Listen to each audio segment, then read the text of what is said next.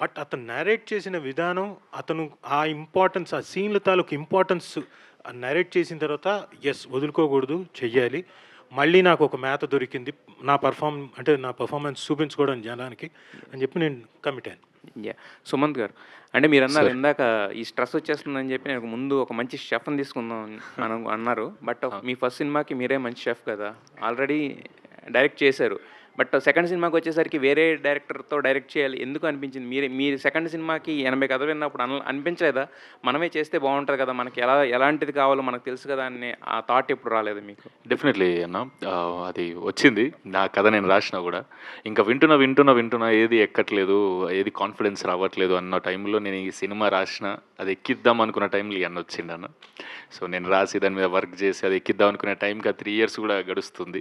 ఆ టైంలో ఈ అన్న వచ్చి కథ చెప్పగానే నాకు ఇప్పుడు నేను ఎంత ట్రై చేసినా ఈ ఈ అన్న పుట్టి పెరిగిందంతా అటు సైడ్ కాబట్టి వాళ్ళలాగైతే నేను రాయలేను. కానీ అక్కడ సినిమా చేద్దాము అని అనిపించిందన్న.